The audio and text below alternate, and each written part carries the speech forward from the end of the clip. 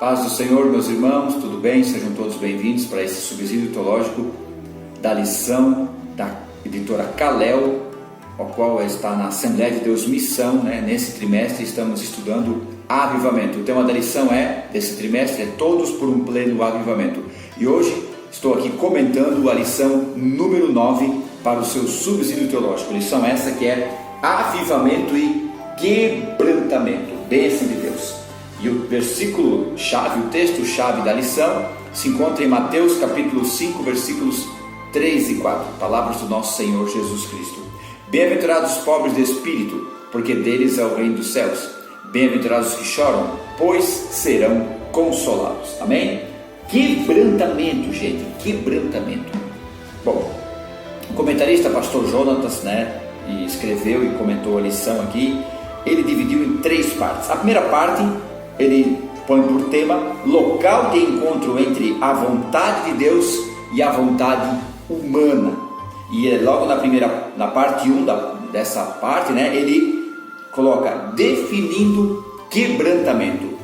O texto, a leitura bíblica em classe, muito bem escolhida, é Salmo 51, versículos 15 a 19. E no versículo 17, nesse Salmo de Davi, por causa do seu pecado com Betseba e o pecado de adultério e a morte de Urias, o assassinato de Urias, no versículo 17 ele escreve: os sacrifícios que agradam a Deus são um espírito quebrantado, um coração quebrantado e contrito, ó Deus, não desprezarás. Então Davi está ali relatando, colocando todo o seu coração, toda a sua alma, todo o seu arrependimento, todo o seu quebrantamento perante Deus. E a palavra quebrantado ali, no hebraico, quer dizer quebrado em pedaços, quer dizer que ele está esmagado, quer dizer que está destruído. Já a palavra quebrantado no nosso dicionário quer dizer ruptura, quer dizer houve uma divisão, houve ali uma brecha, houve ali uma falha. Então e também no latim, que é crepare, quer dizer enfraquecido, sem forças. Então podemos entender que uma pessoa quebrantada é uma pessoa que está numa situação muito difícil, uma situação que ele realmente está muito para baixo, está debilitado, está sem força, está cansado, está abatido. Mas essa situação não aconteceu talvez por causa de uma doença, aconteceu por uma situação que levou ele a estar nesse estado. Por isso, na parte 1, aqui que o comentarista pastor Jonathan, ele coloca por título que o quebrantamento é o local de encontro entre a vontade de Deus e a vontade humana. Na verdade, não é bem um local de encontro, podemos até usar essa expressão, mas é a situação que foi criada para que houvesse uma aproximação entre Deus e o homem. Não é que Deus faz isso com o homem, é que esses momentos o homem vê que ele realmente precisa de Deus. E na parte 1 dessa primeira parte, o comentarista coloca definindo quebrantamento. Ele diz que quebrantamento é um estado de devoção e consciência de dependência de Deus. Muito certo isso mesmo. Nós vemos a nossa dependência de Deus. No Salmo 51, 17, Davi escreve que para Deus ele se agrada de um espírito quebrantado e um coração quebrantado e contrito ele não desprezará. A palavra quebrantado ali no hebraico quer dizer quebrado em pedaços, destruído, esmagado. Então o salmista Davi, ele mostra realmente como está a situação dele como ser humano. No dicionário quer dizer ruptura, brecha, e no latim que é crepare, quer dizer enfraquecido, sem forças, mostrando que a palavra quebrantado realmente é uma pessoa que está numa situação muito difícil. E na segunda parte ele diz que o quebrantado, ele fala de subjugando a vontade do homem. A palavra subjugar quer dizer ficar sujeita. Então quando tu está buscando o aquebrantamento, quando tu está quebrantado, como o caso de Davi, a vontade humana dele ficou sujeita. Ficou sujeita a quem? A Deus. Porque quando você está quebrantado, buscando a Deus, realmente com o coração partido, em pedaços, esmagado, você chega mais perto de Deus. Será que precisa isso? Será que precisa disso para chegar mais perto de Deus? Gente,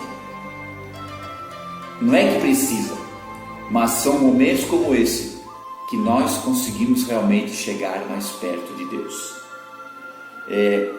E o salmista, Davi também escreveu no Salmo 34:18, diz que o Senhor está perto de um coração quebrantado.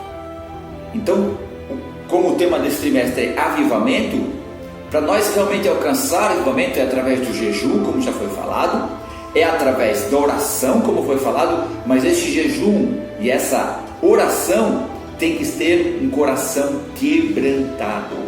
Então nós temos que subjugar a nossa vontade humana. E na parte 3 da primeira parte, o título é: quando os pecados dos outros são maiores que os nossos. Porque quando nós não subjugamos a nossa vontade humana, isso acontece. Nós olhamos para os outros e apontamos só os pecados dele e esquecemos de ver, quando a gente aponta para cá, para uma pessoa tem 3 dedos apontando para nós e um para cima. Está entendendo? Então olha o caso de Isaías, como o comentarista o pastor Jonathan falou aqui, que Isaías, quando ele viu a glória de Deus, ele realmente reconheceu o seu pecado. Na verdade, gente, quando o ser humano está diante de Deus, ele consegue ver, ele consegue entender toda a sua miséria humana.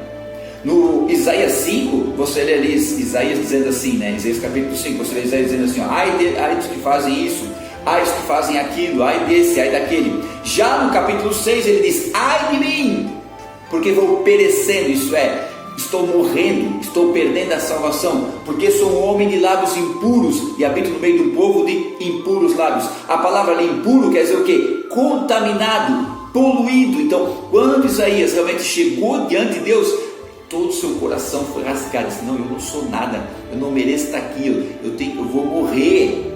Eu vou morrer, gente. Quanto mais perto da luz tu chegar, mais tu vai ver a tua sujeira. Está entendendo?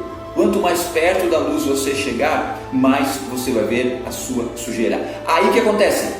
Você vai procurar a purificação. Como? Oração, jejum, quebrantamento. Como Davi escreveu no Salmo 51: Senhor, não retires de mim o teu Espírito Santo, torna-me dar a alegria da salvação. E a parte 4 aqui do tópico 1, pressão divina e concordância humana. O pastor Jonas diz que quebrantar é uma atitude de concordância com Deus que está revelando a respeito das reais condições pecaminosas. E é verdade. Quando o Espírito Santo sempre, ele é maravilhoso. O Espírito Santo é maravilhoso. Ele é fantástico, ele é lindo. Ele é muito bom, gente. O Espírito Santo é muito bom, é muito querido. Ele é muito paciente. A gente costuma dizer que o diabo tem paciência para esperar nós pecar, que ele trabalha, que ele faz armadilha, espera, ele tem paciência, sabendo que uma hora ou outra nós vamos pecar, nós vamos cair. Já o Espírito Santo é muito mais, porque ele espera o tempo que ele espera com paciência e com amor. Com amor. A paciência do diabo é movida pelo ódio. A paciência do Espírito Santo é movida pelo amor. Então ele espera com amor você mudar. Só que ele fica colocando pressão. Isso não é uma pressão psicológica, não é obrigando. A pressão do Espírito Santo é amor. Ele mostra o quanto ele te ama. E ele faz você buscar a face dele, buscar a face do Pai. Porque olha só, quando Isaías viu a sua real condição, ele disse: ai de mim. Mas um anjo pegou uma brasa viva do altar e tocou no seu lábio, e purificado ele foi daquele pecado. Está entendendo? O desejo de Deus é que o ser humano reconheça a sua falha, o seu pecado, se aquebrante perante ele, para ele vir com a brasa viva da palavra e mudar aquela vida. Por isso que a palavra tem que vir do trono.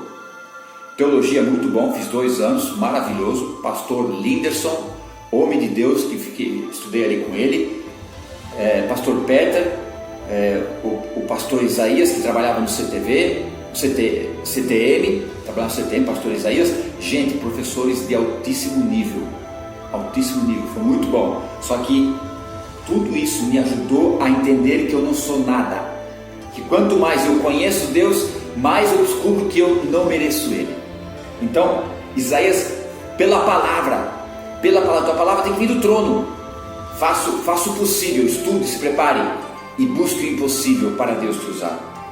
Tá bom? como diz no Salmo 147, só o Senhor é que cura os quebrantados de coração. Parte 2, a terceirização da responsabilidade. Terceirização nós entendemos, é passar aquele serviço que é para nós fazer, para uma outra pessoa fazer. Então o comentarista aqui fala da responsabilidade, como se nós tivéssemos terceirizar a responsabilidade. E ele usa um exemplo aqui muito maravilhoso, muito bom, do parábola de Cristo, ali em Lucas 18, do fariseu e o publicano. Leia depois com calma, Lucas 18, de 10 a 14. O fariseu chegou ali no templo e disse: Senhor, não sou como os demais homens, roubadores, injustos, nem como esse publicano. Eu jejuo 2 vezes por semana e dou dízimo de tudo que eu possuo. Olha só, o dízimo dele não valia de nada. Se ele se orgulhava em dar dízimo, não valia de nada. Sabe por quê? Olha a continuação da parábola. Eu jejuo 2 vezes por semana e dou dízimo de tudo. Aí o publicano, que se considerava pior, porque ele é uma das pessoas mais odiadas de Israel, pelo fato de cobrar impostos e para o governo romano, e ele estava lá batendo com a mão no peito. Isso é um reconhecimento máximo que é um pecador. Senhor, tem misericórdia de mim, que sou pecador.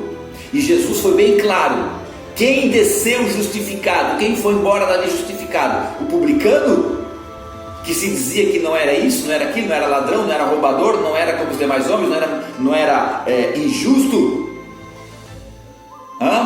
Ou o publicano, que era considerado uma das pessoas mais odiadas perante os homens? O fariseu era o melhor e o publicano o pior.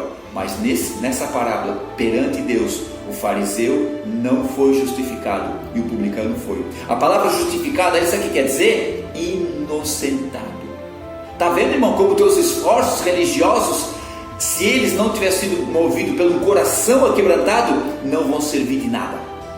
Aí parte 2 da segunda parte, quebrantamento e arrependimento.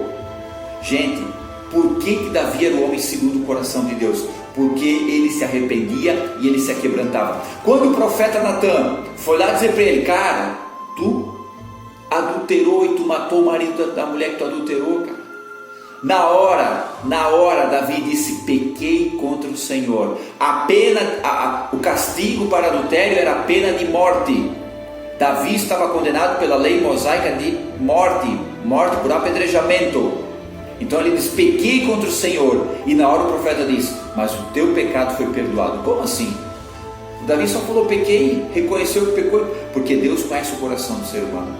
Então Davi começou a se quebrantar quando o profeta mostrou o pecado dele. Ele já começou a se quebrantar, já entendeu: meu pai, como é que eu fui fazer isso, Senhor? Ele realmente se rasgou. E a continuação diz que o filho que nasceu de Betseba com Davi ficou doente e ele foi jejuar, ele foi orar, foi buscar Deus. Quem sabe o Senhor tenha misericórdia, quem sabe? Mas não adiantou. Mas ele entendia. Por que ele foi pedir misericórdia a Deus? Porque ele sabia que se ele realmente mostrasse arrependimento, Deus iria talvez salvar a criança. Mas depois ele diz assim: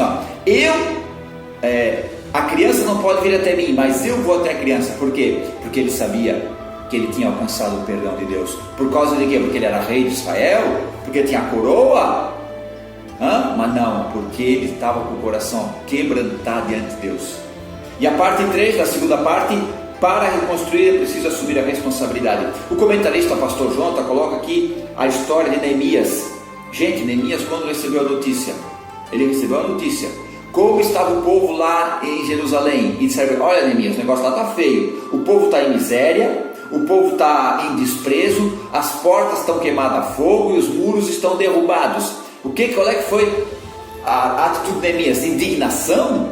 Revolta? Ira?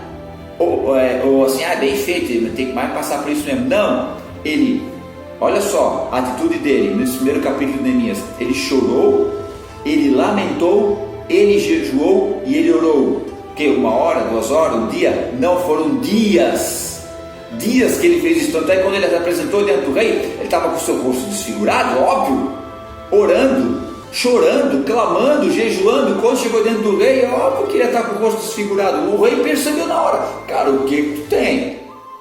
O que aconteceu contigo? E ele temeu, porque não podia chegar assim dentro do rei. Mas ele foi E ele podia dizer, não, o problema é a responsabilidade é deles. Não, mas Neemias se quebrantou pela situação do seu povo. Nós queremos avivamento, nós temos que entender a situação da nossa nação, a situação do nosso ministério, a situação das pessoas que estão à nossa volta, a situação da nossa família. Neemias viu que estava em miséria e desprezo. Então nós temos que entender, gente, nós temos que se reunir e dizer, gente, nós estamos feios, nós estamos ruins. Se reunir com a sua esposa, com a sua família, nós estamos ruins, nós estamos feios. Se reunir com as pessoas que você convive, nós estamos ruins, nós estamos feios. Vamos se humilhar perante, vamos se quebrantar perante o Senhor. Foi isso que Neemias fez.